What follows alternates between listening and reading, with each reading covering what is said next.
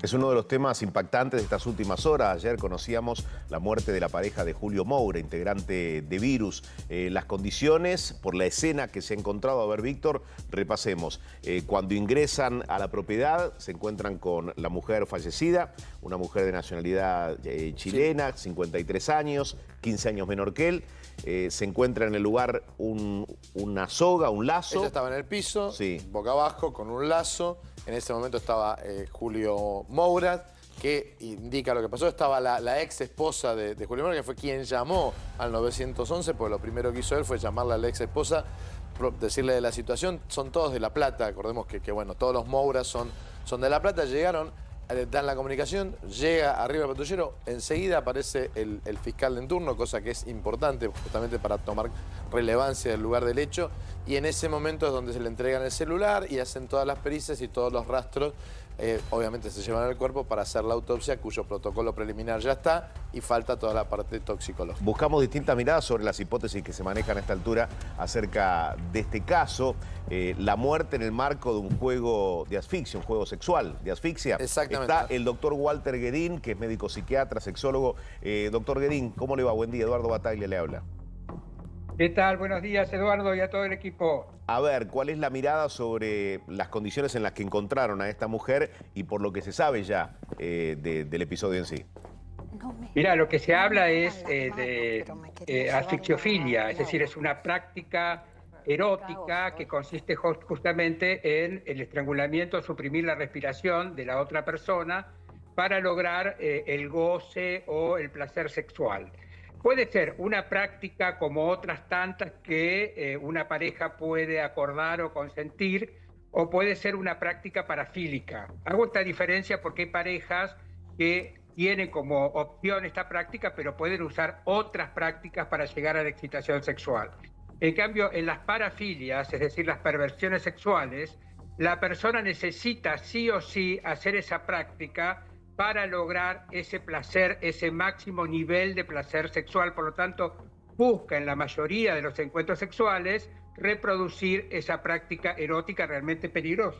A ver si lo digo burdamente, doctor. En uno de los casos sí, es una búsqueda por necesidad, ¿no? Para llegar a ese... En algunos casos es una búsqueda por necesidad y en otros casos es por un impulso que siente la persona de tener ese tipo de práctica y de estrangular o de provocar el estrangulamiento o la asfixia o la baja de oxígeno en la otra persona para que uno se sienta dominante del otro y para que el otro se sienta sumiso y humillado, y también con el placer sexual que le provoca ese tipo de dominación-sumisión. Y en ambos casos se puede decir que hay un disfrute con estar al límite, con lidiar con lo riesgoso que puede representar eso.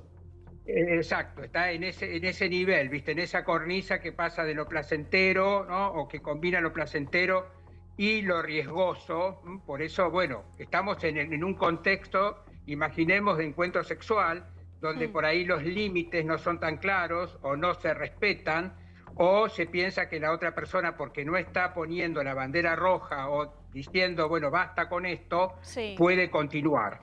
Claro, porque además, Walter, tiene que haber un código en ese momento. Lo que pasa es que llegar tan al límite, tal vez no tenés la conciencia para activarlo. Exacto, porque lo que provoca el estrangulamiento es una falta de oxígeno. Entonces, la víctima de esta práctica por ahí no puede decir, ¿sí? Porque no está aún plenamente consciente para decirlo por la baja de oxígeno, o no tiene la respuesta corporal necesaria para decir basta con esto y poner el freno. Claro, imagino que el primer paso es un desmayo. ¿Qué se da en ese caso? Claro, se da un desmayo por la falta de oxígeno, justamente, y después si perdura o si persiste esa falta de oxígeno, la persona muere, obviamente, porque las neuronas se quedan sin ese nutriente esencial. Claro, pero a ver, ese límite no es tan claro, no es un límite tangible. No es algo que uno pueda, con una realidad matemática, decir es a partir de acá, ¿no? Claro, hay un juego hasta bastante perverso, ¿no? De si la persona vuelve de esa asfixia o de ese no estar al 100%, ¿no? De su capacidad. Exacto, bueno, es ahí. En realidad las parejas que lo practican, sadomasoquistas, que lo tienen como práctica, por ahí, bueno, por la frecuencia, ¿no?, que tienen este tipo de prácticas, saben claramente cuál es el límite. Pero quizá una pareja novata o una pareja que recién empieza a hacer este tipo de práctica no sabe poner el límite, no se da cuenta que hay un nivel de oxígeno que empieza a bajar y que a partir de ahí es necesario decir, bueno, basta. Walter. En otros casos, acá estamos hablando de una práctica erótica, dos personas que acuerdan este tipo de práctica, pero puede ser que la persona también que practique este tipo de, justamente de erotismo sexual riesgoso, tenga una personalidad sádica. Entonces ahí es diferente, porque hay un sadismo sexual, ¿no?, que usa este tipo de práctica para ampliar su dominación sobre el otro, para humillar al otro, para someter al otro, porque hay un rasgo de personalidad sádico, que no es solo la práctica sexual. Hay una personalidad predispuesta a provocar ese daño, Walter, en el otro. Y ahí está la diferencia, ¿sí? Walter, Víctor Barone te saluda. Hay una cuestión. En la autopsia dicen que no presenta signos u otras lesiones clínicamente compatibles con evidenciables de violencia o de defensa. Y dicen que esta persona, en forma voluntaria, ella es la que se ahorca, o sea, produce el ahorcamiento. Y la otra persona estaría como espectador. En este caso, la voluntad de la persona, lo que yo quiero decir es, esta voluntad que expresa, desde el punto de vista técnico, jurídico, lo que decimos nosotros es, hay una responsabilidad de la víctima, si querés. Pero desde el punto de vista psicológico, la otra persona, cuando en este tipo de prácticas, cuando una persona se somete voluntariamente, el otro es un espectador y lo único que hace es mirar, se acabó. Claro, lo único que hace es mirar. Por eso esta práctica también es autoerótica. En realidad los casos más mediáticos que han aparecido, como el del actor de Kung Fu, David Carradine, y también de David Carradine, exactamente, y otros también, han sido prácticas autoeróticas.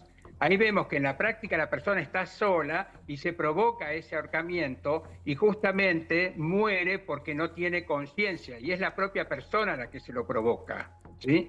En este caso pudo haber sucedido esto, la otra persona pasaría a ser espectadora de algo que su compañera se está provocando. Podría ser también esto. Lo que a mí me llama la atención es que exista una soga colgada del techo. Es decir, por lo general este tipo de práctica usan sogas, sí, pero ninguna colgada, sino sogas que se usan en el momento, un cinturón, un lazo, como pañuelo, encontraron en esta escena, ¿no?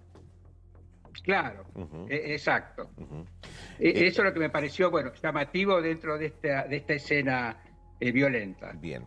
Walter, gracias por haber hablado con nosotros. Muchas gracias, buenos días.